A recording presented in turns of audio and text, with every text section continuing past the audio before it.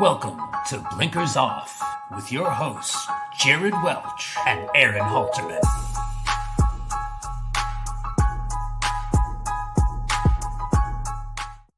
Hello, what is up? I'm Jared Welch, he's Aaron Halterman. It is Thursday, October 16th, and this is Blinkers Off. What's up, man?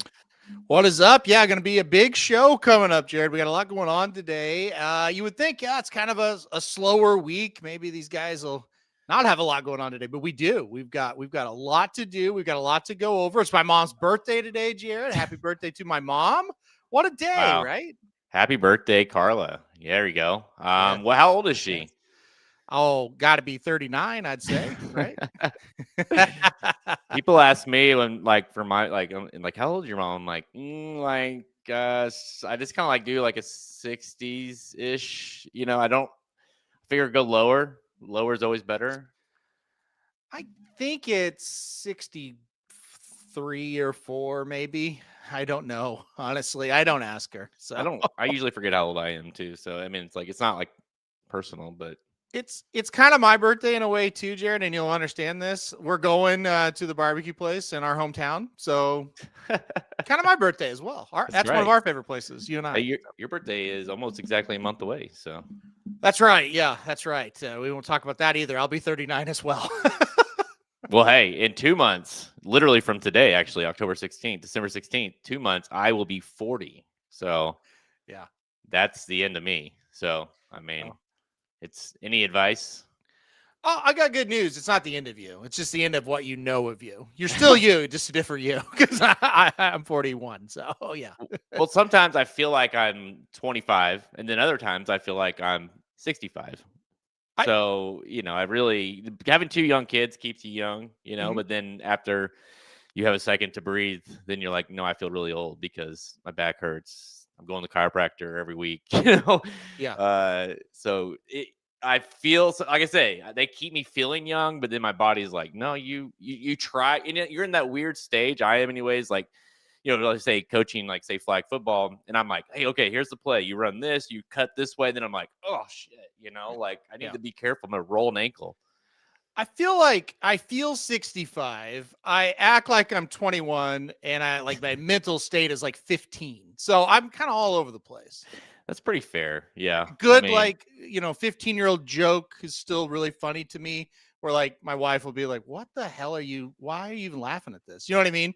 But, yeah. And then I'm still I'm sleeping in the car after the day of the Travers, 21, but then my body feels like 65. So I got all kinds of issues and problems, but we don't need to get into it. Well, I'll tell you the trouble I've run into is I'm around, obviously 2 kids, 2 young boys.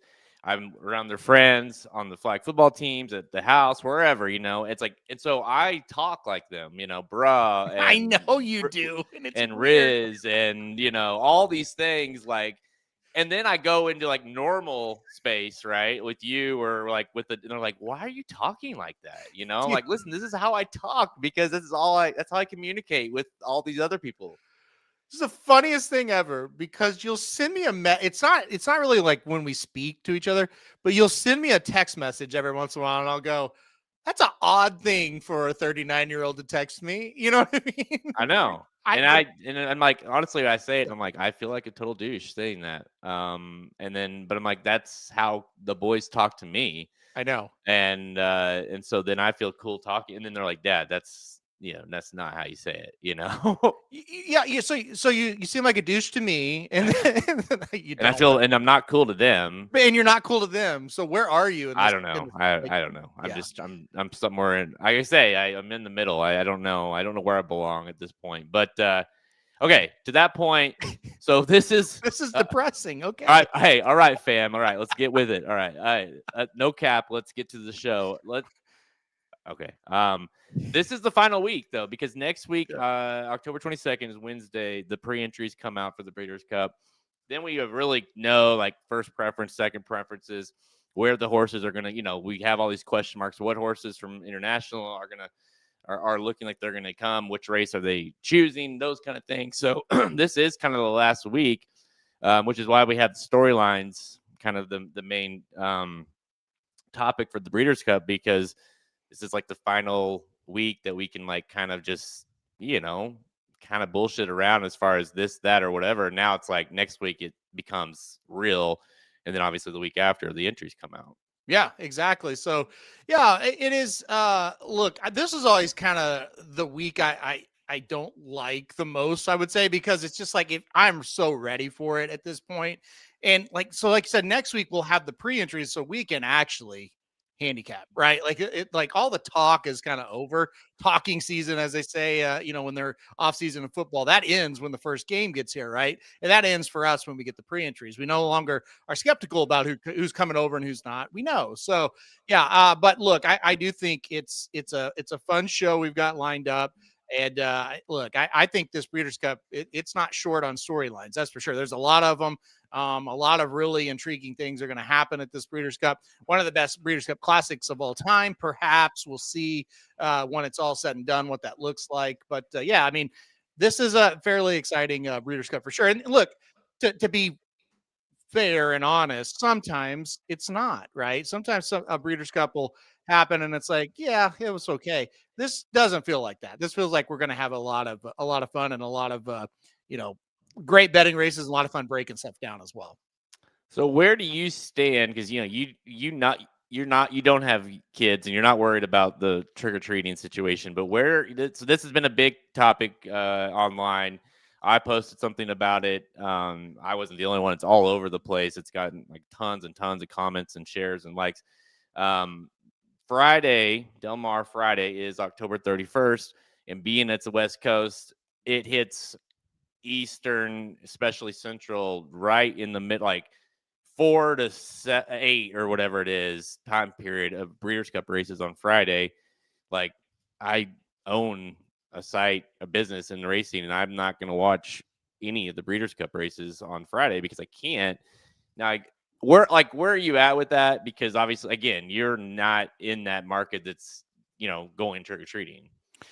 Yeah, thank God. But yeah, look, I also have the capacity within my brain to realize a lot of people are, and it is a problem. I just had a conversation. Well, I've had a conversation with you about this for a while, but Mike Somich and I just had a conversation, and he's in the same boat as you. And he was saying similar things. He said, I tweeted out, why are we doing this on Halloween? And I got a lot of backlash for it. And he's like, I just don't get it because the Breeders' Cup is not an event where you can't just move it, right? Like it's like hey, if we're playing a baseball game and say it's like game 7 of the World Series or the finals in the NLCS, ALCS, that's set in stone. There's not much we can do around that, right? Right. This is something where it's like I think we could easily just run it on November 6th and November 7th, not the 31st and the 1st, and it be okay. So he couldn't figure it out, and I couldn't either, because here's the deal: whether it affects you or whether it's not affecting you, overall, I don't know how it's not going to have some effect on the handle of what they're going to bring in. And why would you kind of alienate your customer when you don't have to? I think that's the biggest thing for me. And just as from a business standpoint, I would never purposely put my customers in that kind of weird situation unless I absolutely had to, like say it's just, there's a contract in place where I have to run that day. Well, then it is what it is. I can't do much about that, but I don't understand why you would do that. And I saw, he sent me a screenshot, and like a couple people were like, well, why do the kids care about Halloween? Yeah, like, I got a lot of those. How dumb can you be? Like, the kids don't go trick-or-treating by themselves. They have parents. And guess what? The parents are the target age for horse racing. So I don't get that comment. But anyway, crazy to me. Well, hey, buckle up, because it gets worse next year, because next year it's on Saturday. I know. Halloween, and on Breeders' Cup Saturday. Yeah. I don't understand. It was always kind of my assumption, maybe that's, I guess, incorrect assumption, but kind of like the Derby first Saturday in May, right? And so I kind of always just kind of assumed, like, hey, when you look at, okay, one day is October 31st, one day is November 1st, they're probably going to make it the next weekend where they're both in November. And like next year, obviously, when you and I looked at that before we knew, we're like, surely that's going to be whatever, November 6th, 7th or whatever. And it's like, no. And so that to me is kind of the baffling part. It's like, you see it on the calendar.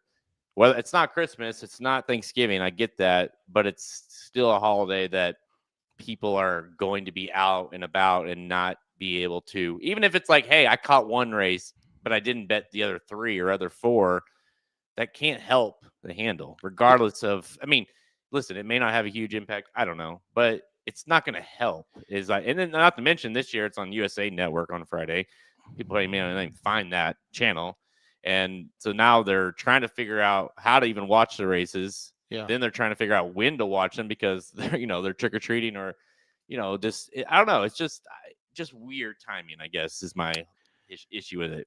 Yeah, the last time it happened was 2015, and that was a Saturday. That's when American Pharoah won the Breeders' Cup Classic, and it was on Halloween. So I don't have a good, a good reason why they would do it. I really don't know. Again, I just look at it from a business standpoint. I wouldn't want to, make it tough on my customer, especially on one of the big days, right? It's not like this is, like Jim Dandy Day. It's still it's big to me and you, but, it's not like just huge. This is the Breeders' Cup. So I don't know. I don't have a clue. And again, it seems like it was avoidable, but it is what it is. And I think that's just something that we just have to deal with, right? Somebody higher up than us made that decision. Yeah, it's funny going through the comments. I'm sure I didn't look through Samich's comments, but sure, it's very similar where it's like, okay, tell me which ones have kids and which ones don't, right? Because it's like the ones that don't are like, who cares? It's candy. Breeders' Cup doesn't care about candy. And then the ones that do have kids are like, yeah, this is an issue. And my whole thing is, like you said, I mean, sure, we have older people that are, or people that are single or don't have kids or whatever betting. But I got to think if a very large demo and the large demo that you want are those like successful, high, people that have younger, in the middle of, trick-or-treating age kids and are watching and betting, right? And so to me, it's like that's the people that, not to say that they're the most important, but those are certainly people that you're alienating by doing it that way. Yeah, absolutely. And I think Samich is probably the biggest degenerate we know. And if it's bothering him, I think that's how it's a legit problem. That's well, and here's the thing. Like, let's say, like Samich, let's just use him as an example, not to throw our local degenerate under the bus, but let's just say, like, okay, he's probably going to bet. He'll probably put in a pick 5. He'll probably put in a, whatever. He'll put in his stuff. Like, he's not going to just not bet. But he's like, let's just say come post time for the whatever race 9 and he's not watching, right? He's trick-or-treating. Yeah. Maybe normally, not maybe, for sure normally, he'd be like, oh, there's some value here. I'm going to bet that horse, whatever. I'm going to play that exacta because I love this. You know what I mean? Like, certain, like, not every bettor, and we don't suggest it, betting, blind or betting before you can, watch the races, unless you are just like completely, you got stuff going on. But he's not going to be able to bet those other races, or he's not going to, want to bet those other races. And so to me, it's just, it's weird that they didn't think of that when they scheduled it, but whatever. He pretty much said the exact same thing. He's like, I'll still bet the races, but he's like, how many times am I sitting there watching and go, ooh, that's good value on this. I don't have it. Let's just throw a little bit on this. Let's do this. Let's do this. And yeah, he was also saying, look, I would be there live as well if it was the next weekend. And he goes, if I'm sitting there live, how many times am I going to be betting stuff as well? So yeah, it's it's weird. I don't know. Again, I don't know why you do it if it's avoidable, and it seems very avoidable, but I guess they don't care. You could How about that? You could just like strap an iPhone or whatever, tape it to the back of your kids, like their backs, because you're following them up to the door and whatnot, and just have it watching it and be like, all right, good job, all right, let's keep going, and you just stay behind them watching it the whole time. Yep, there you go. Got to be innovative. Or, sit at your house and just say, stay in the neighborhood, go trick-or-treating, don't talk to strangers. I'm gonna watch it here. Well, that's the thing. It forces you to kind of be a bad dad or mom, or it forces you to miss one of your favorite days. So it's. I mean, the choice is yours, right? Well, listen, the primary people betting are the people that necessarily are picking gambling over trick-or-treating. It's very possible. That's the sad reality. Okay, they know. All right, let's get into it because we got a big show, guys. We're gonna be talking stable stakes, talking about the founder of stable stakes as well, coming up next. So if you guys don't know, we'll talk all about it. But stable stakes is like the new up and coming Daily fantasy sports meets horse racing, stablestakes.com. We're going to talk about it coming up next. It's super cool. But before we get to that, here's the show. We're going to look at the biggest narratives and the buzz heading into the 2025 Breeders' Cup World Championships at Del Mar. Then we're going to unveil the Stable Stakes Beat the Dudes contest. You're going to want to stay tuned for that. Free money. I'd say no more, right? Just stay tuned and chat with the founder, Rawleigh Ralls, for an inside look at the game-changing platform. Let's go. Someone said free money? What? Yeah. Huh? I'm glad Shoddy's here. Shoddy can be the Shoddy biggest is our opponent. Our stable state. She's like, she might as well get. She might want to talk to Rawleigh about getting like a percentage of the company or something. Yeah, this could She's be a game changing for Shoddy today. She's the biggest advocate of that thing. She texts me. Right. It's like she's like, this is like free money. Yep. I'm like, yeah. All right, let's do it. All right, guys. Without further ado, guys. Again, stablestakes.com. It is the newest, greatest, and latest. It's unlike anything that I've seen out there. I've played it. It's daily fantasy, like everyone knows, like DraftKings, FanDuel, all those things that you put those daily lineups in for football. It's like that, only for horse racing. So let's bring in. We pull up the. Let's bring in the founder, Rawleigh Ralls. What's up, my man? How you doing? Uh-oh. He's muted. Hang on. There you go. Hear me now? Yep, there we go. Gotcha. All right. What's up, my man? I'm great. Thanks for having me. Really appreciate it. Yeah, dude. I mean, so let's just get right to it because I think people are going to be, they're not familiar with it. And what is kind of like the underlying, like, why did you create it? What came about? Like, what made you say, hey, this is the idea. I want to do this. It came to me in the middle of the night, believe it or not, as I was laying in bed thinking about the industry. I guess I've always wondered why, there's a daily fantasy game for every sport out there, right? From NASCAR to cycling, obviously football, basketball, baseball, but not for horse racing, right? And so I know that that a few people have tried. I think Derby Wars, Stable Duel, but whenever I looked at those, to me they were just an extension of handicapping, right? You're still picking horses in each race. So the idea that kind of was a light bulb was, why not, as you look at the horses, everybody's got a jockey, trainer, 2 sires, right? Sire, broodmare, sire. Why not create a game where you're picking those instead, like you do in fantasy football, where you pick a quarterback, 2 running backs, 2 wide receivers. So that was the idea. And I'm on like iteration number 3 or 4 right now, but I think I've got it figured out. It's pretty fun. So you create a lineup of jockeys, trainers, and sires instead of horses, completely different sort of strategic view of the race card versus just picking horses or handicapping the race. Well, and you're absolutely right. We need it. We need it badly. We've needed it for a while. So that's why we're so excited about it. But before we get more into the game, and we definitely will, tell us a little bit about your background as far as horse racing goes. Like why kind of go into the horse racing field? Well, I almost feel like I started out there. So I grew up in Arkansas, so not far away from you guys. Yeah. I went to high school in Hot Springs, home of Oaklawn Park, of course. Yep. And during the racing season, I spent all day at the track. So I would hot walk in the morning before school. I'd go to school, usually fall asleep at my desk. I'd smell like horses. I'd skip my last 2 classes, go to the track. I'd bet every race. And then after the races were over, I worked for the catering company cleaning up at night. So that was my misspent youth in high school. But, super fun. I've always loved it. I like handicapping. After that, I went to college and had a real career for a while and kind of got out of it. But I met a buddy who ended up being a partner in early 2000s, and he had been buying racehorses for 10 or 20 years. Older gentleman, super guy, and he and I ended up buying a bunch of racehorses during the 2000s. So I grew up in Hot Springs, owned a bunch of horses. We bought yearlings, 2-year-olds in training to race. Had a little bit of success. I got a win picture behind me, Pacific Classic. So. I've always loved the sport, but have always been frustrated that the the demographics have been declining, or all the numbers have been declining, and I came up with this idea, hopefully to help grow the sport. DFS has been a huge winner for every other sport out there. More engagement, younger demographic, viewership goes up, and it's a lot of fun.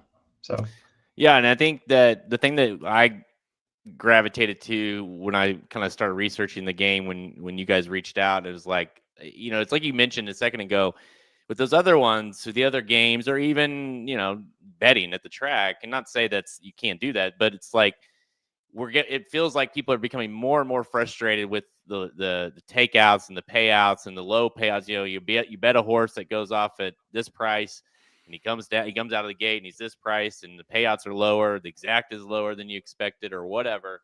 With this, I feel like it's not you're not needing those odds necessarily. You're trying to pick the right connections. You're trying to pick the right jockey. What jockey's going to have a good day? What trainer's going to have a good day?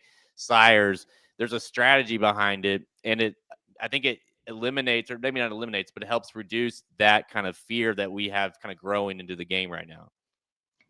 Yeah, no, I would agree. As I think about it and where it fits, relative to traditional horse racing, I think it's a big, a nice addition, right? It's more like an exotic, more like a pick six, if you will. Different gameplay, but the same sort of, chance of putting a few bucks on a couple lineups and having a chance to win, a big pot at the end. Yeah, and I, like I say, I have played it several times, and there's, like you said, it's not handicapping. I mean, it is like you can handicap it, but at the same time, like it's strategy. And anybody that plays daily fantasy in football, or would say, for instance, knows what I mean. You're not just picking, every logical guy that you think is good. It's like, okay, this is creative, or I'm stacking this one. I'm stacking this QB with this running back, or because I think he's going to throw it to him a lot, or whatever. Exactly. This is like that. And so my brain was like, all right, I got to kind of figure out the best strategy here. So I was playing around with different strategies and whatnot, but tell them a little bit about how you come up with the pricing whenever you have the budget to pick your trainers and sires and whatnot. Yeah, so it's pretty straightforward. And when I built the game, kind of this final version, I wanted it to be very familiar to some of the other DFS games for the other sports.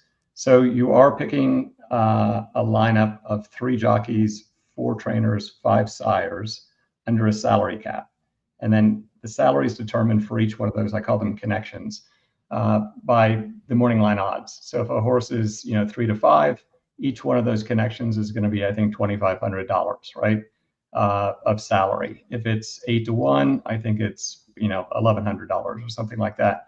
And then in order to get the salary for that player connection, say it's Jose Ortiz and he's got 8 mounts, today, I basically sum up all of those individual salary assignments for each horse that he's on, right? So Jose Ortiz might be $10,000, and another jockey with 3 mounts might be $2,000.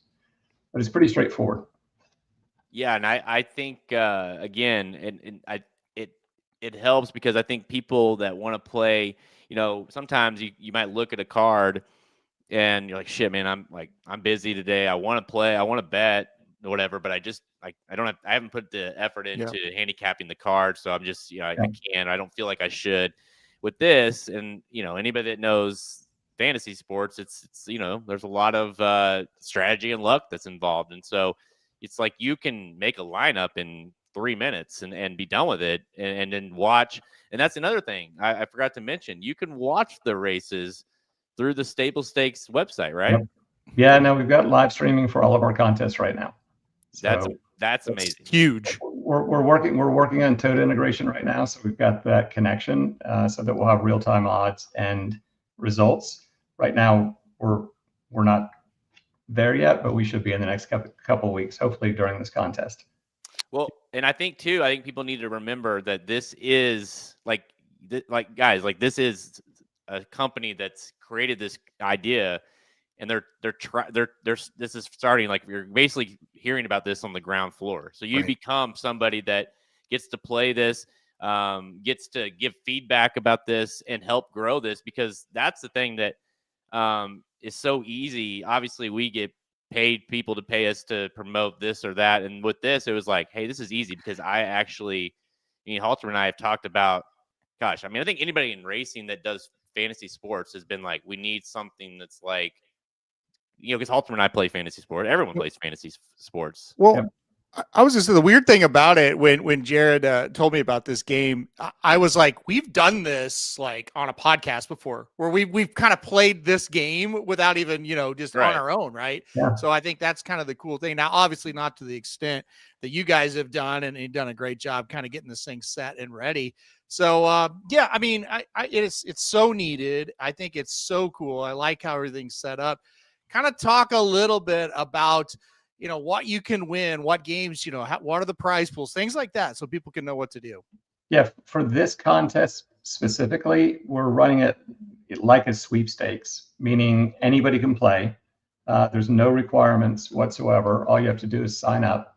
And I'm putting up $10,000. And this is our first official launch, guys. So, I want to thank you guys for allowing us to test this really on your audience. But this is, we're launching the website today, launching the contest today, but we're going to give away $10,000. The format of the contest is anybody can play. We're going to stake every player with 50,000 feed. That's our in-game currency. So the entry fees and the prize pools are all going to be based in feed, right? Not real dollars right now. And then it's a 2-week contest that we're going to wrap up on probably Halloween. I know you guys were talking about whether or not we should have the Breeders' Cup on Halloween, but we are going to finish up with that as our last contest day. And the winner in the leaderboard is going to get $2,500. Second place, I think, is $1,000, and then we're going to pay out to the top 150 people. So we are asking people to fill out a really quick, feedback form, because we'd love to get your feedback, and we're going to be active on Discord and all that. But a lot of this is to get the game out there, get some feedback, and make some improvements if we need to, or see where we stand. So basically, let me sum that up for everybody that's tuning in here. You get to play this game for free. You get to become one of the first people to play it. He's giving you feed basically to play these games, paying out up to $10,000 in actual cash money, and then the winner of the whole thing gets $2,500, and it's free to play. And even like states that it's feed, so you can play it from anywhere. Like, I don't know what more you need to do to oh, and by the way, he's going to pay you to just give him feedback for how this game is, what you liked about it, what you didn't like it. It's stablestakes.com. You can see it there on the main menu, or on the menu there. It says Beat the Dudes, or stablestakes.com/beat/the/dudes. Again, like, we'll be playing, so you can challenge us. We'll be playing, and I think it's important too. Like, it starts tomorrow, the 17th, but this is something that's, like you said, goes throughout. So it's not necessarily you have to start by tomorrow. The contests kind of ramp up as we go, and you can get in at any time, right? Correct. Yep. And the way we've structured it, if you're winning early, that's great. But if you come in late, in a couple of days or next week, you're going to be fine too. You'll still be able to climb that leaderboard and claim the top prize if you're successful. And let me, like, just kind of generally, like, what do you want to see from this kind of the contest, or the just kind of in general with stable stakes? Like, what, like, yep, getting more tracks and getting more bigger pools? Like, what's your goal? Yeah, no, I mean, the goal is to have the big goal is to have this, be distributed, in partnership with the rest of the industry. This is not, cannibalistic to existing, parimutuel wagering. The reason why we've got live streaming and the tracks that we do is those guys have said, hey, great, we want to see you be successful here, and that's but I got to get this thing started on my own. So this is where we're starting. But yes, once we get, any of the kinks out that need to be ironed out, get some feedback on what people think, then the next step is to add more users, start growing those prize pools every day. This is the best content out there. And the premise, really the premise for this game, from my perspective, is if I can get somebody to watch a horse race where they've got a stake in the outcome, they're going to keep coming back, right? So it's super, it's super fun, I think. Well, no, to me, if I'm actively watching and knowing I have, stake in this, and then I'm becoming more, like I said, more involved in watching the whole day. Yep. And now all of a sudden, like you said, it's not cannibalistic to, say, the ADWs. So now I might be like, oh shit, I need to go play a win bet on that horse. I can't believe that, whatever. So you're actively, in general, this whole thing is and should be beneficial, like you said earlier, to the total horse racing industry. Absolutely. I mean, there are 60 million people that play fantasy sports in North America, and they don't have a horse racing game, right? Which I think we all agree is some of the best content, if not the best content out there. So I'm hoping it's, as fun as I think it is to play, but we'll find out. And I want to say right there on the screen, guys, as well. So there's, free entry, $10,000 in cash prizes, $2,500 grand prize. We're also going to throw in some betting Bibles throughout this thing, as far as the Breeders' Cup betting Bibles, to certain, whether you win a week or whatever. We haven't, we'll give you guys more information as that comes. But betting Bibles will be in play as well. Of course, those are available at the website, and so that's a hot item right now. So we're trying to get everyone that's involved to get a little bit some. Like I feel like anybody that plays this is going to should be very likely to get something out of it, whether they win cash, whether they play and win another tournament down the road. I don't know, Shadi's in the chat, I know, but she's been all over this thing. You might be refinancing your house right now because of how much money she's trying to win off of your game. Yeah, I love that. Yeah, no, and we are eligible in 22 states right now for real money, for cash games. We will probably be putting a few of those up too on a daily basis during this contest. So if people in those eligible states want to sign up and make a deposit, we'll figure out a way to incentivize them too. That's awesome. Well, guys, I'm telling you, this, we back a lot of companies. This one to me was just such a no-brainer. Yep. Because honestly, Halterman and I, we'll have like a deal come up or like this or that. When I went to Halterman with this and I was like, hey, look at this site, like this idea and stuff. And he's like, wow, this is exactly what has been needed. And like you said earlier, we do this all the time where we'll talk about a card and we'll be like, do you think Flavian Pratt, for instance, over under 4 wins on the card or whatever, or do you think, Chad Brown will win out or whatever it is. And so in a sense, we're already doing that. It's just, this is a way to put money and a game behind it. Yeah. I mean, I couldn't agree more. I'm very, very impressed with it. And look, I mean, I think we became best friends when you said what you just said about Oaklawn Park to start, because that's where we cut our teeth in the game as well. So I didn't know we had that in common until this interview. So that's great as well. I do want to ask you, you said you got a win picture behind you there. I want to know, who's the horse? So one of our early horses in the partnership was Borrego. Not sure if you remember Borrego. But 2004, we ran second in the Arkansas Derby to Sparty Jones, got to the Kentucky Derby and the Preakness, and then, didn't do as well. But as a 4-year-old, ran second in the Big Cap, won the Pacific Classic, and won the Jockey Club Gold Cup. And awesome. And we went to the Breeders' Cup Classic, and so that's the Pacific Classic behind me. So. I love it. That's great. That's pretty awesome. Yeah. So on that note, this is a Breeders' Cup show. Do you have any Breeders' Cup takes that you're or horses that you're interested in, like early at looking at the Breeders' Cup? I know you're a handicapper too. Yeah, I am a handicapper. I have to admit, I've been playing my game every day instead of handicapping. But I plan on buying. I want to buy it. I don't want a gift. I'm going to buy the betting Bible, and I'll have an answer to that for you in a couple of weeks. What, I mean, I guess If I'll you just have me ask. back. Yeah, there you go. I'll have to, Yeah. Sovereignty. Sovereignty. You've been watching them all Of year. You've course. probably been betting them on your game. I know I did in the Travers. Where like, do you think he's going to win the Classic?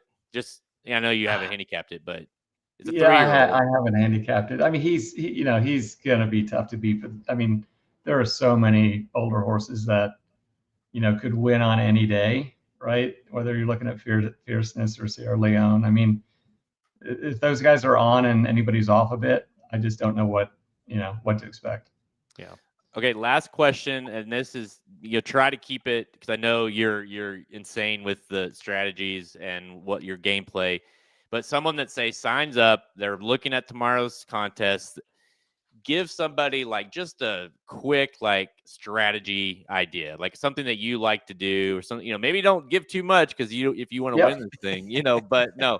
Tell people kind of an idea of how they can maybe get started with the strategy aspect. Yeah, and people will get this if they play around on the site, but there's a lot of functionality on the site. So you can look at just the horses that you've selected and what horses they're connected to. You can click on jockeys and see what mounts they have or any of the other ones. But what I like to do, and what's working sometimes, although Shotty's been beating me regularly, is I'll key on one or two jockeys in each of my lineups. So you can enter multiple lineups in each contest. So I might pick, Irad Ortiz, and then hope he has a good day, and I'll select the trainers and sires that are on those horses he's running as well, and do the same thing with a couple other selections. That's the easiest way to kind of get started and start figuring things out, and it's also fairly successful. The fun part is, whenever you select a trainer that's got 3 mounts and you only like one of them, and then the other 2 are long shots and one of those comes in. I mean, that's the fun part about the game. You never know whether it's going to be, your top picks or just one that you happen to luck into that's going to move you up the leaderboard. Yeah, it's I'll tell you what, it's very, when I the way my mind worked when I the very first time I did it, I was like, all right, I kind of just thought more like how I handicap, and then you're like, all right, what if I tried this? What if I used all my budget on the main trainer, the main jockey, the main sire, and then just, found a way to, fill up the rest of my lineup, but, top heavy basically. Yeah. And so there's just so many different strategies. And again, the more you play it, the more you want to try the different strategies, and you can do, multiple entries, lineups, just like you can in daily fantasy football. So there's a lot of different ways to still have success in this game. But all right, again, stablestakes.com, guys. You can go just click, see it there on the screen. Click Beat the Dudes up there on the top menu, or you see the HTML there. Let me put the address in as well. But listen, guys, go give it a try. Sign up, play the tournament or the challenge with us. We're hoping to get a ton of people playing this. And again, we'll be active in the Discord, social media, those kind of things, to kind of while this thing goes, and giving up updates of the leaderboard, giving away things, all kind of stuff. Again, $2,500 on the line. It's free to play. $10,000 in cash prizes. You're paying out how many? Top 150? I think the top 150, yes. I mean, guys, Crazy. Come on. I already asked Halterman, just so you know, we can't win. Oh, We can play, but we can't win any of the money. That's Okay. I know. I'm also gonna be playing, but I can't win any money either. So. All right, man. Well, hey, thanks for joining us, Rawleigh. And again, stablestakes.com. And everybody, let's go challenge the dudes. Appreciate you joining us, man. Thanks, Jared. Thanks, Aaron. Really appreciate it. Yep. Thank you, man. See you guys.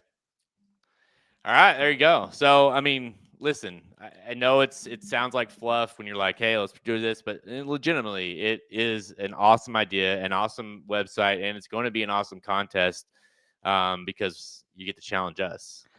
I agree. And like, I think sometimes you hear an advertisement or whatever, and you're like, yeah, whatever. But it's like this, we really do kind of believe in this.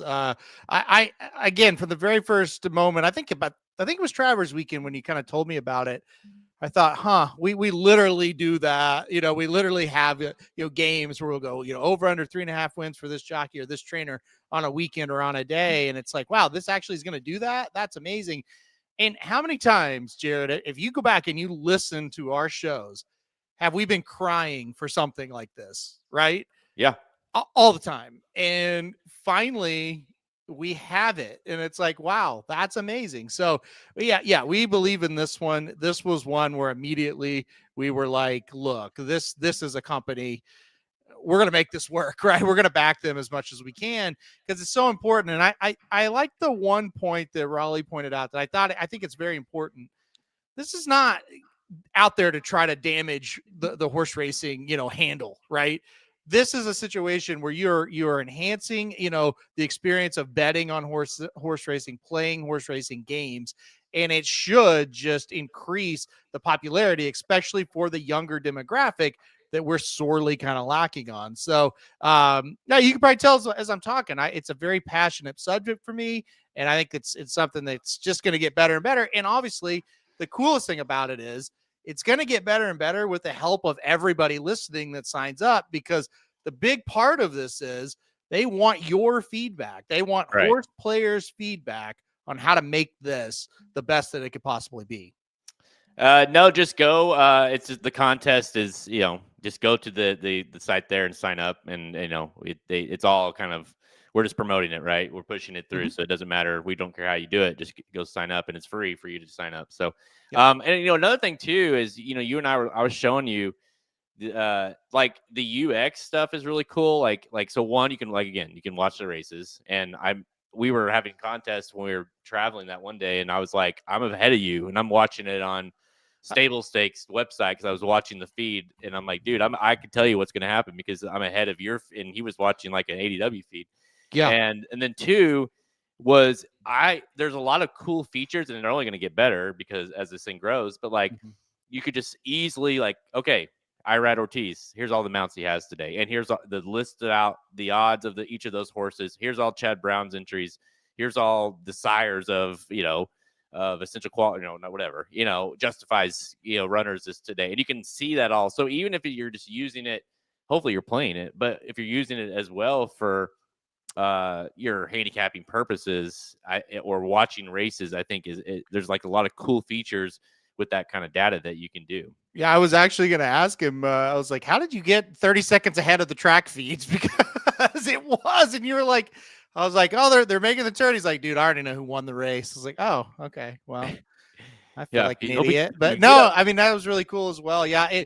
So, I mean, I guess the biggest thing about that is the video is up to date. It's not delayed, anything like that. And like I said, it's actually ahead of what I was watching. So yeah, just a lot of cool stuff. You can tell they put a lot of work into it. You can tell, look, they want to make this the absolute best thing they can make it. And then I think it's very important that we're sitting here going, hey, I think it's great. And it's like, but now you can go play the game. Great opportunity to do it now. And you could say, oh, yeah, I think this is great, but here's something that I think would be better. And you might turn around in a week or two or see it. You know what I mean? And be like, wow, they listen. Yeah. So that's kind of, I think that's very cool. Because let's face it, some companies in this industry don't really listen to the fans, right? Yeah, you're not necessarily gonna get a response back when you. I mean, I personally don't listen to them. I know that. So no, I think that the fact that you can just it's not like, hey, it's like, oh, you got to sign up and then put your credit card in, but it's free, or whatever. No, it's literally just sign up, get the feed, and start hopefully winning money. It's like. Oh, and give your feedback for a fun game. Like I'm trying to think of a downside there. I don't know that there is one. So, but all right. So that's stablestakes.com. Just head over to the website, stablestakes.com. Click that Beat the Dudes at the top there on their site. And I wanted to clarify one last thing. the site is new. It's been around though. Like, so they updated the website, and while you may not, like, so it's not like today is the first day that the website exists. It's been around. They did a complete overhaul of the site. Everything, it looks dramatically better. The logo's awesome. So yeah, go give it a shot. Again, I'll shoot this over in the Discord as well. If you're in the Discord, we can kind of have a community in there as well, talking about strategies and whatnot. And again, stablestakes.com. All right, guys, coming up next, Breeders' Cup storylines.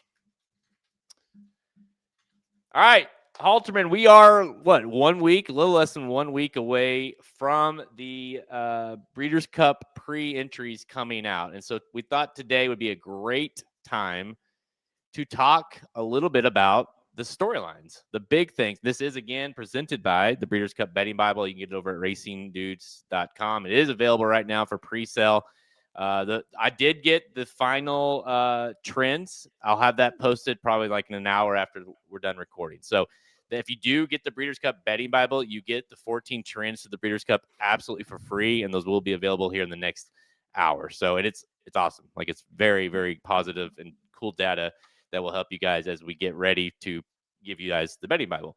All right. So Halterman, we've talked a little bit. I think we got like 8 or so different trends. And guys, if you have any storylines, if you guys have any storylines or things that you're kind of like piqued your interest while we're getting closer, shoot them in the chat, and we'll try to get to them while we go. So the first one, and I think it's obviously front and center, right? Everyone's going to be talking about it, is Sovereignty, right? It's main event, although not from TV programming, but it's the main race that everybody's going to be talking about, and it's his pursuit to become one of the all-time greats.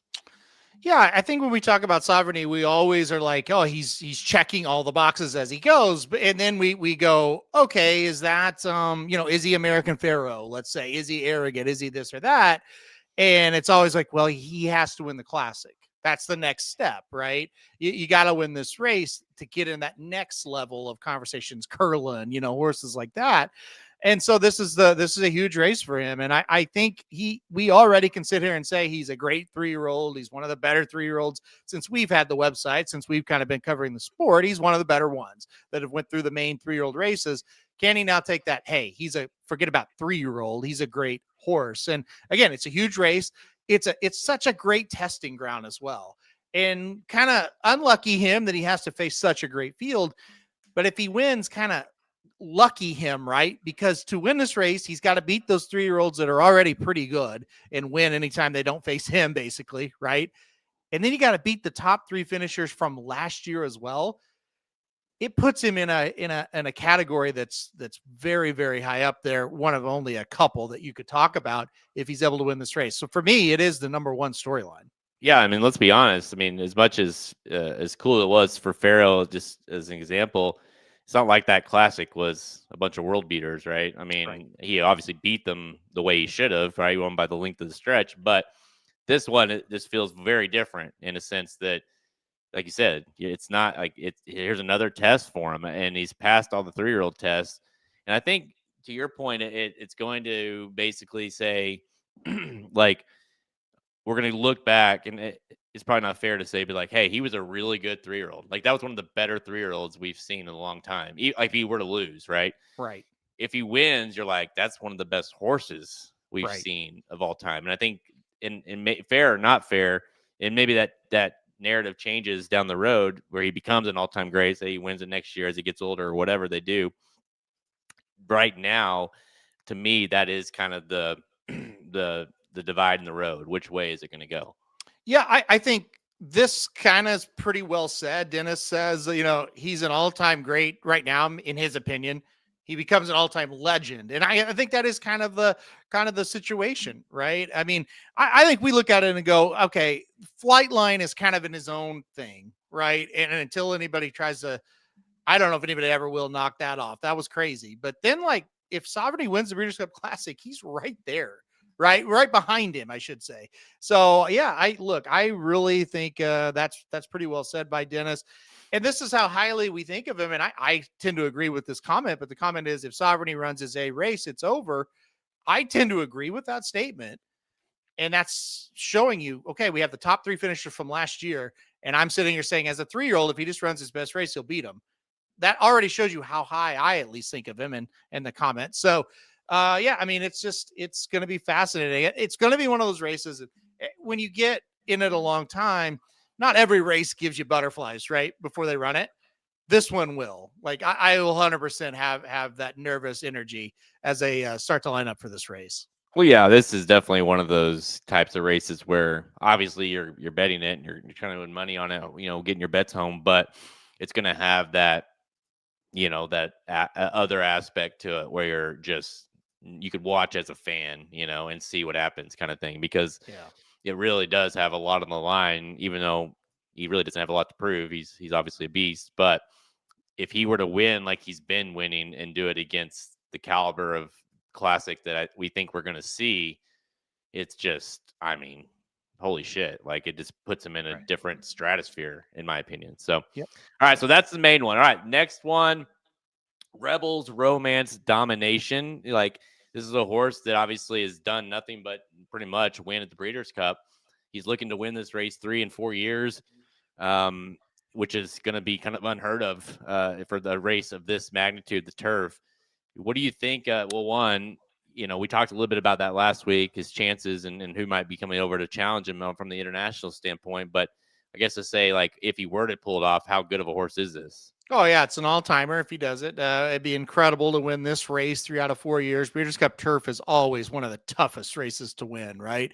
It is so tough to win this race. And if he could do it, it would be incredible. It's going to be interesting. There's a horse named Minnie Hawk who was second in the ARC for Aiden O'Brien, who, I mean, they love her over there. She is just a beast of a horse. And that's going to be, sounds like the main challenger as of right now. And so we'll see what happens there. But I think this is just an incredible story to follow. The horse fell out of form, and that's the crazy thing about it, right? He won the Breeders' Cup at Keeneland, and then he just fell off for a year, and he wasn't very good. It wasn't just here in the United States. He just wasn't great. Gets back, regains form, wins last year, and has held that form into this year. You don't see that often, right? Where a horse will kind of, I don't know that I would say that, oh, I think he's done, but it's like he was just not even really a thing that we talked about the year he didn't win it, and then right back at the top level. It'd be amazing. I'm rooting for him. I don't know if I'm betting him yet, to be honest. I think it depends on who comes over or whatever. I'm rooting for him, though. He's a fun horse. I tell you what, I like if they do run, because we talked about Minnie Hawk last time. It's like if they run in the Philly Mare, if they run her here, if they run her in this spot against obviously the Rebels Romance that we're talking about, how crazy a good horse he is, you got to be a little nervous if you're backing Rebels Romance, because that if you're not afraid of him, because we kind of wondered who would come over, right, because of Rebels Romance and what he's done in the Breeders' Cup. So if they were to take that on, it would have to be a pretty big vote of confidence for that side versus Rebels Romance. But yeah, another one of those that even if you don't win, you'll be rooting for, because it's just a really cool story that, again, he kind of looked like he was maybe going to be done and then came back last year and looking to do it again. So, All right, next one, Friday racing, Ted Nafi. So obviously going to be likely your juvenile favorite. Seems like a very logical contender of the race. We've seen over kind of history has shown us, I should say, that the winner of this race becomes a very prominent Kentucky Derby prospect / Derby favorite. And we've seen it, Fierceness is, for example, was one that won the race and then went on to be the Derby favorite, although lost. But, where do you think Ted Nafi is in that kind of department? Yeah, I'm trying not to get overly excited about a juvenile this year after what East Avenue did last year. But I really like Ted Nafi a lot. I really do. I think he's going to be super tough to beat. I thought his race 2 back in the Hopeful was a wow effort. And, we saw some horses in August and maybe that early September wow us as 2-year-olds, and they came back. They didn't run very well. This horse came back in the Breeders' Futurity and ran just as well. And that kind of made me think, you know what? I don't think he's one of those, I'm going to flash early and then kind of fizzle a little bit or need time. Like, he's just really good. So I like him a lot. I'm excited for him. Just try not to get too excited. Still have those East Avenue feels from last year. I really thought he would put on a show. He just didn't turn out to be that good. He had a horrible trip that day, but he just wasn't that good to begin with. But Ted Noffey, I do really like a lot. He reminds me so much of Forte. Yeah, great point. It's insane. Yep. Like exactly, because Forte did the same route to the race. I don't even think Forte was the difference was he wasn't even the favorite. I don't believe of the Juvenile that year because I think there was like a Baffert or who was the horse? I'll look it up. Cave Rock. There you go. Yeah. Yep. And by the way, went on to be the favorite of the Kentucky Derby until he was scratched. Yep. At the day of. So yeah, again, another example. And who's he trained by? So he kind of knows how to get a horse from here to here. To me, he's I don't know. I'm with you. I think he's very likely. He just, like you said, he just reminds me a lot of him, and obviously he was very good as well in the Breeders' Cup. All right. That one. Okay. Former Breeders' Cup repeat. So I got this trend from our boy Magic. 8 former winners of Breeders' Cup races are scheduled to return. Which one is most likely to win another? And I know you're asking, let's give the 8. Well, he talked about it on FanDuel TV, and so I'll give you those. Citizen Bull, Full Serrano, Henry Matisse, White Barrio, Rebels Romance, Sierra Leone, Straight No Chaser, and Fierceness are all your 8 returning champs at this year's Breeders' Cup. So with those, which one do you think is the most likely to repeat? Or not repeat, but do it again? It's a really good question from a very, very well-respected professional in the industry there, Mr. Curtis Callaward. Can't say it without laughing. How far he's come. You tried. Am I dumb for saying Full Serrano? If he gets in that mile, the dirt mile, he might be pretty tough.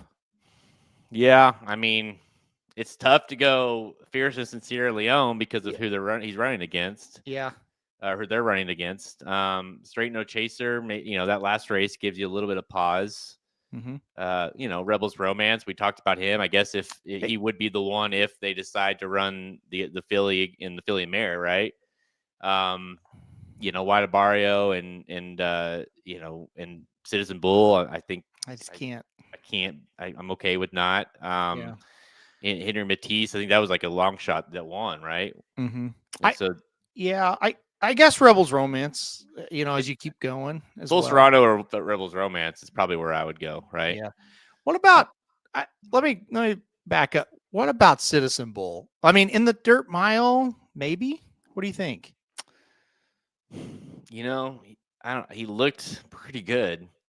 Yeah. Returning, right? Mm-hmm. And, Baffert, if anybody can do it, he can do it. And it's like I was so dumb for not using that horse, or you're gonna be like, why did I use him, kind of thing. And so I can't.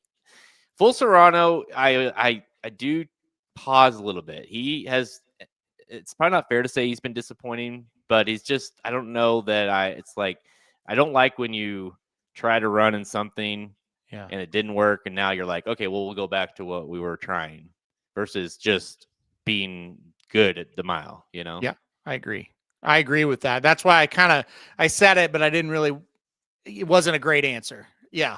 Because it did feel like, okay, we're going to do more with this horse. And then he disappointed. And then it's like, oh, the consolation prize. We'll go back to that. Yeah. Which, I mean, he's very good at, right? He won it last year. So you can't really say that it's a bad thing, but at the same time, why did you try it? I guess I know it's a little weird. It's just I get what you're saying. It's just kind of an uneasy feeling. All right, that's a good one. Let's go to this one. Aidan O'Brien looking to become the all-time leading Breeders' Cup trainer. He needs no entry. He needs one to pass Lucas to do that. The next one, Bob Baffert, looking to do the same, needs 2 to win. So you got 2 big storylines here with 2 trainers that, maybe the best we have right now in, United States, and the best international trainer, Aidan O'Brien. I feel like either one of those, especially Aidan, could have a big shot here. Yeah, so if you're unaware, Aiden O'Brien and D. Wayne Lucas are tied with 20. Baffert has 19 when it comes to winners at the Breeders' Cup. Now, obviously, D. Wayne Lucas is not going to have any more, so he will get passed eventually, if not this year, and I think will probably be this year. So it's an interesting storyline because I have heard, there's a horse named True Love for Aiden O'Brien who's coming over who I think is going to be tough. Mini Hawk is a horse I've heard about. There's a couple of other juveniles I've kind of heard about as well. So it feels like Aiden O'Brien has a strong hand, but it's also Bob Baffert's home track. And so while we sit there and go, I don't know, Bob's juveniles look pretty good. I don't know about his 3-year-olds and his older horses. I think it's an interesting dynamic to kind of think about, well, who's the leader of this thing once this Breeders' Cup is over? Who is going to be that guy that's leading the pack coming into 2026? I think it's interesting. I think we know by now Aiden O'Brien is going to be tough in any turf race that he enters, right? But we also know Bob Baffert in any dirt race he enters, he's in with a shot. So it's just an interesting thing how this is going to kind of shape up. And unfortunately, Lucas was the leader for a long time, but definitely going to get passed. Just, kind of to go off of that a little bit. Like, so, I was looking up the leaderboard. So 19, Aiden's got 20 as well. Chad's got 16. Yeah. Fletcher's got 14. Bill Mott's got 12. Let's just say, let's fast forward 15 years from now, when kind of some of these Chad Browns and the Fletchers are maybe their careers are not done, but they're leveling off, right, at some point. And then Aiden O'Brien, maybe in Baffert, maybe they're retired or whatever. Who do you think is dust settles? Because it's kind of like when you have these guys in sports where once that record is broken, it's probably going to be a very long time before it happens again. Who do you think kind of ends up being the leader after several years down the road? That's a great question. What a question. That's why they pay me so much money. That's right. Yeah, that's right. I'm gonna have to give you a raise. Gosh, it feels like Aiden O'Brien, doesn't it? I just feel like, because here's the deal. Chad Brown, what's he usually win? I mean, not always. He's won dirt races at the Breeders' Cup before, but he tends to his better horses are on the turf, and they have a tough time beating Aiden O'Brien sometimes, right? So kind of feels like the answer is him. So I'll go him, but I think we could see Chad. I think we could see Todd Pletcher. What if a guy like Brad Cox, he's certainly not new, but he's been around a little bit, but he's not as old as these guys, and maybe he starts winning a bunch of them. But I think Aiden O'Brien's a safe answer. Yeah, and it's tricky because you got Aiden and Chad are kind of in some sense are competing against each other, because Chad's got a lot of turf runners. Typically, Aiden, obviously, Pletcher and Baffert might be competing a little bit. Bill Mott compete, a little bit for that. So it's tough to dominate as much as they have. And and Baffert seems like lately, has been more focused on having those 3-year-olds. The 2-year-olds. So it's not, I don't know, maybe it's going to be tougher for him to have a streak there where he can pull away. But again, I would say Aiden as well, just because of the quality of turf runners he has usually. So, yeah. All right. Next one. Let's see. Let's go. The Breeders' Cup Juvenile Curse. So no Breeders' Cup Juvenile winner, dirt only, not just the Juvenile, has won another Breeders' Cup race. Fierceness is also for Magic. Fierceness and Citizen Bull are both trying to buck that trend. So basically, I'm asking you, Fierceness or Citizen Bull, do you think they can get it done? And maybe a better question is, why? Why is that a trend? Why is that happening? Yeah, it's a good question. I think a lot of times the winner of those 2-year-old races on the dirt are kind of just the ones that have matured the quickest in the crop, and then they fall off. Once you get the 3-year-old and 4-year-old, they all catch up with them. It's not even that they fall off. It's just they're the best at this moment. But as you know, I mean, when horses from 2 to 3 and even from 3 to 4, but for 2 to 3 especially, they pick big jumps, right? So I think that's it. There's been some close ones though. Like Nick's Go finished second in the Breeders' Cup Juvenile. He won the Classic. So this one to me is more of just there's a little bit of logic to it and a little bit of it's kind of been unlucky at times as well. But to answer your question, I think it's a trend that continues for another year, right? I don't know. I think fierceness, if he runs his absolute best race, I think he can win, right? Yeah.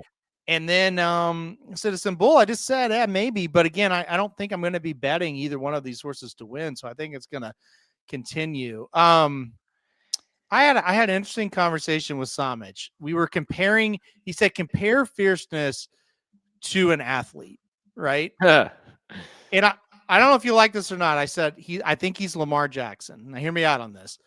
I said, there are times when you watch Lamar Jackson, you go, I don't think you can stop him. I think it's impossible. He runs so well. He throws the ball so well. I don't think you can stop him. I said, and then there are those games where you go, if the Ravens had any other quarterback but him, they would have won that game.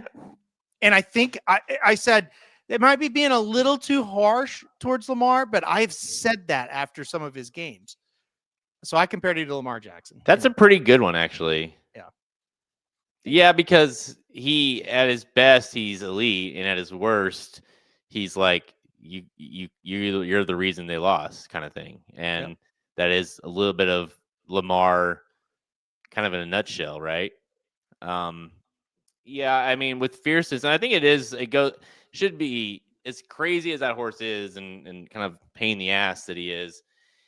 I think that, like, the fact that we were even having the conversation, like, I think that's one of the issues as well. It's like, it's just really hard to have a horse be good for that long.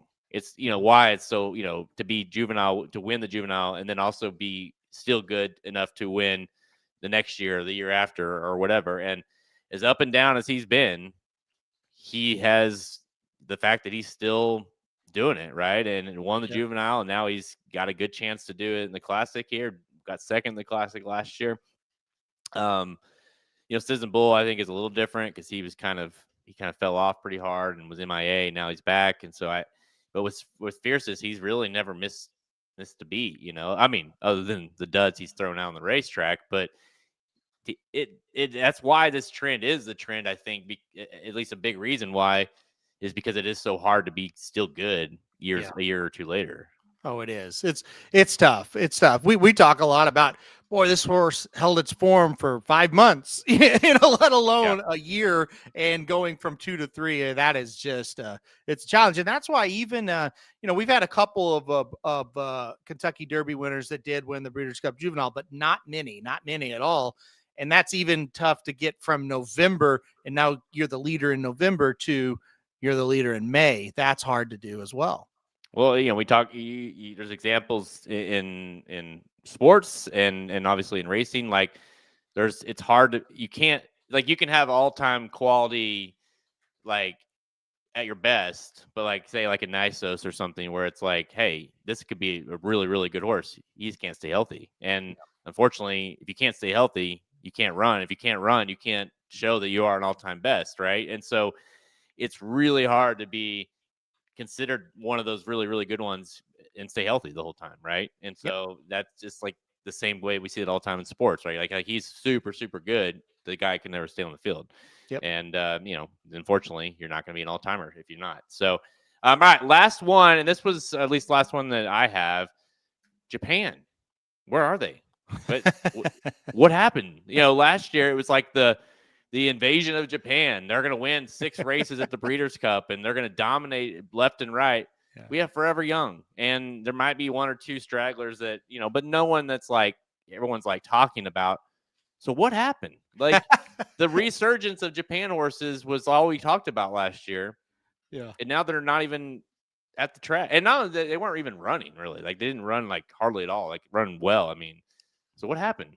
I don't know. Where's Shoddy? Shoddy was the resident Japan fan of last year, telling me, oh, yeah, Torpedo Anna can't beat this horse from Japan, and so on and so forth. I think she had like 5 or 6 winners penciled in, and they got 0. I don't know. I don't know what happened, because last year it was all the rage, and it felt like every race. It wasn't every race, but maybe 10 of the 14, I would say, had a horse from Japan in it. I haven't heard a word on anybody but Forever Young this year. So maybe that'll change, as we get the pre-entries next week, we'll kind of have an idea. But yeah, it does kind of give you a chuckle, doesn't it? I mean, it was a disaster last year for them. No way around. Well, and it was like, it wasn't just like, hey, they have so many entries. It was more like what the whole picture, like what Japan has done with racing and like their stallions and what they've got done to get that, to be at that level of competing at the national stage, at the Breeders' Cup, and all this stuff. And so, how do you just vanish the next year? You know, so that was to me. I was like, where? It's almost like you don't notice it until you notice it, and you're like, wait, where are all the Japan horses? No one's talking about them. What's funny is Dennis just wrote it. He said now they'll win at 8 out of the 14 because he's right. When you don't hear about them, that's when they come win. Yeah. I mean, you think about some of their winners. Now, a couple of them we've had, and we kind of felt like they were, but like, they've had a couple where it's like, wow, that horse was 50-1. It was that Distaff horse that won at just an insane price. Yep. I don't remember who it was, but it was a huge price that year. So yeah, it probably happened. Like they'll probably run better. Well, they can't run worse, I guess. You put them in the winner's circle, just yeah. And this is probably the year for every young wins as well. But that is the one lone kind of very good Japan horse that's coming. But maybe they decided instead of throwing a bunch of bullets out, this time they're just going to throw one bullet out. I don't know. Load up that bullet. Yeah. Yeah. Any other storylines that, as we've gone, that you've kind of it's got your interest?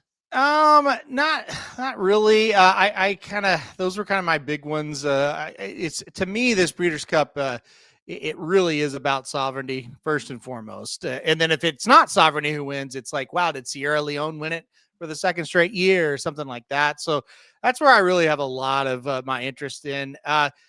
Dennis talks about how can Johnny V continue the stakes winning stretch where he's won a lot of stakes lately. Can he keep that up? I mean, that's a good one as well. I like that one from Dennis, because he's not really a guy you think is going to come in here and win a bunch, but he's riding very well, very, very well.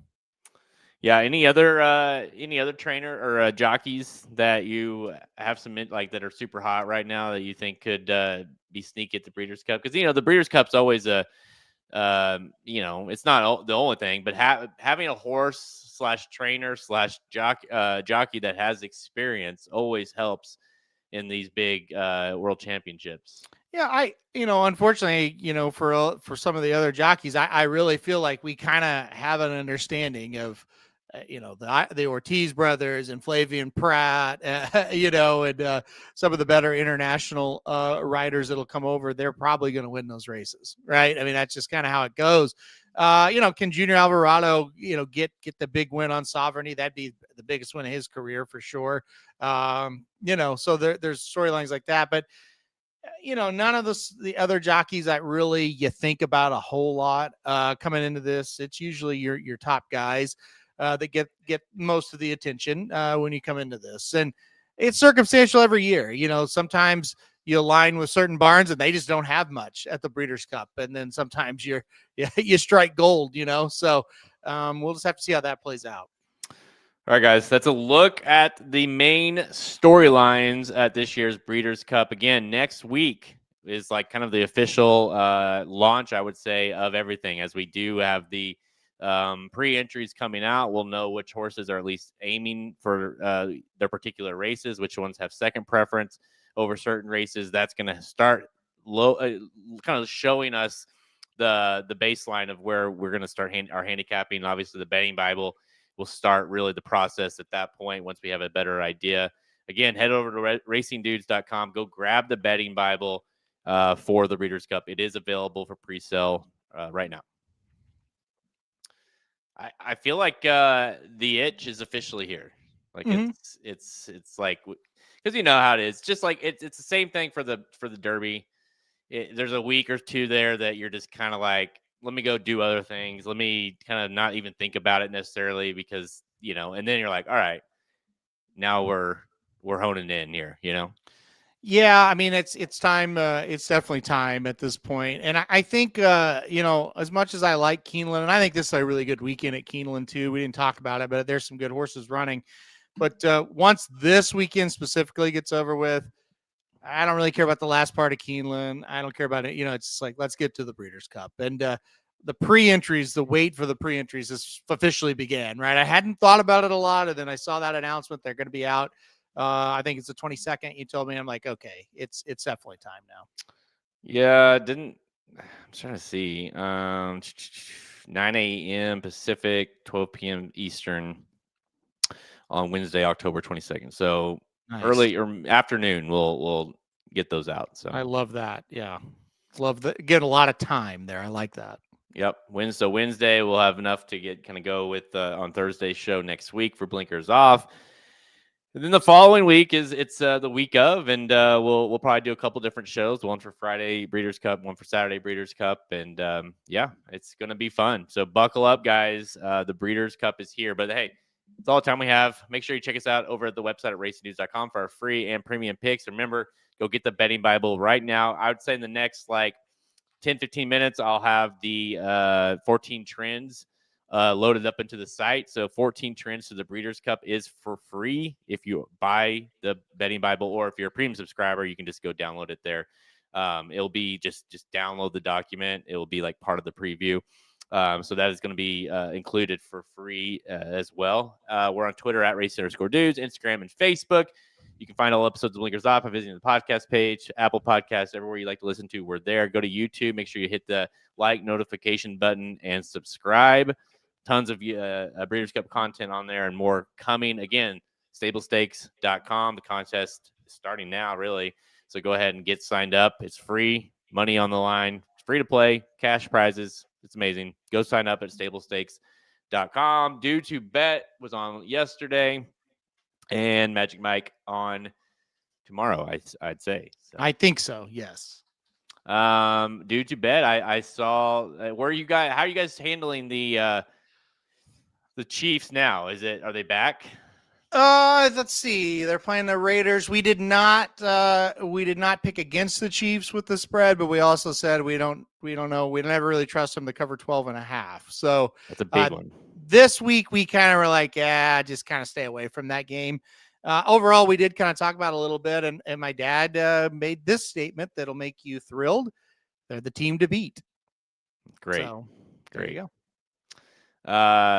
Yeah, I do think that it is funny how much, obviously as a Chiefs guy, I've always liked Rasheed, but it's crazy how I think they've been so depleted at wide receiver that the fact that he's coming back, it's like Jerry Rice is coming back off of injury reserve or whatever. You know what I mean? Mm-hmm. It's like he's the savior, which I certainly think he's going to help, but I do think it's going to be spread around quite a bit just because that's how Andy and Chiefs offense kind of operates. But mm-hmm. The offense has looked better and better the last couple of weeks. Obviously the Lions game, they were unstoppable for the most part. Lions defense was awful, but I think having him back will be huge. So we cannot wait as Chiefs fans. I know it's everyone's. By the way, did you hear? I don't know if you saw this, because you probably didn't, because you're not ingrained with the Chiefs. But our left tackle, the first rounder, Josh Simmons. Yes, dude, he just vanished. Did you hear about this? No, what? Yeah, so he didn't play last week, right? Okay. So Sunday, I remember that. Yeah, he didn't play. Mm-hmm. We got a guy from the Niners in the offseason, actually paid him, to a big contract, and he was being backup, so he played, and he played well, thankfully, but. I think it was Saturday or Sunday, he just left. He had to go to California or wherever he's from, I think, there's a family emergency. It's all they're kind of saying. And there's a week later, there's still zero, no one knows. He's not back. They don't know when he's going to be back. Andy and Veach have not really commented on it. They're saying, it's very odd. He just left. And no one knows when he's going to be back. He's gone. I don't know what it is. If it's something personal, if it's family, I don't think it was. He was playing well. He wasn't hurt or anything like that. But so I don't know. It's very strange. Yeah, it is strange. See a player just vanish in the middle of the season. Yeah, that is weird for sure. See, something similar is happening with a goaltender in Toronto, but they came out and said, look, it is a family related situation. He needs to be there, not with the team. So there's no intrigue. He quote unquote disappeared, but not really. Yeah. So the fact they haven't said anything is strange, because it's okay, that's for example, with the Toronto goalie, it's okay, I'm not sitting here wondering, right? It's like, Right. I understand the situation. So I'm surprised. Yeah, it's like this day and know. age with social media and things like that. Like, how do we not know Yeah. I'm anything surprised there's more not something. Yeah. that we knew Sunday? You know what I mean? Yeah. Like, that's very strange to me. Now, hopefully he's fine, or, whatever he's dealing with obviously is major. So hopefully it's okay. But, yeah, it's just, it's like, like all of a sudden, like the injury report or whatever came out Sunday, and it's like Simmons, Josh Simmons isn't going to play. You're like, what? Because it happened the week before and he was sick, and then he ended up playing. You're like, oh, okay, good. And you're like, what the hell now? Yeah. And then it's like, he's gone. He's not on the team. Like, he left for California or something. You're like, wait, what? Well, that is bizarre. No, anyways, stay tuned for that. I don't know. Our left tackle, which has kind of resolved a lot of the issues, so the whole line really has, but he certainly has been a huge factor. Yeah. Playing really well as a rookie, is not on the team now. Or I mean, he's with the team. It's not like he was cut, but he's just not there. So I don't know what the deal is. So we'll see. I don't know. Thought you might have some input there. Maybe I don't. I would say I don't. I don't know anything about it. So that's crazy. All right. That's going to do it for us, guys. Again, thanks everybody for tuning in. Head over to the website for your Breeders' Cup needs. We have more and more. What? No offense, by the way. You look like a semi-pro guy. All right. Thanks. I used to play golf. I mean, I still play golf, but I used to play golf like competitively, but I don't play anymore. So let's put Dennis's picture up and let's see what people think he looks like. you have no picture on yours. We should play a game. We should play a game. Bring his picture up. Say, guess what this guy does. We should, with with Dennis and put Shoddy, if there's like some of the normal or the regular ones, send us a picture. We'll put it up next week, and you guess what that person does. That'd be great. If anybody's brave enough to do it, yeah, that'd be great. and do yourselves a favor. Do not go look in the YouTube comments after the show airs. If we play that game, I'm just saying. Speaking from experience, it will not be a good place. No, don't. If you ever want to feel good about yourself, don't read those. Yes, good call. Yeah, you could talk about the most wholesome topic of all time, and you go look at the YouTube comments, and you're like, "Oh, never mind." I am a piece of shit. I do suck. I forgot. Yeah. All right, guys. I'm Jared Welch. He's Aaron Halterman. We'll see you guys next time, and we'll see you in the comments. Thank you for listening to another episode of Blinkers Off. Join our horse racing community at racingdudes.com and follow us on Twitter at racing_dudes. Want to make money betting horses? Bet with the Racing Dudes.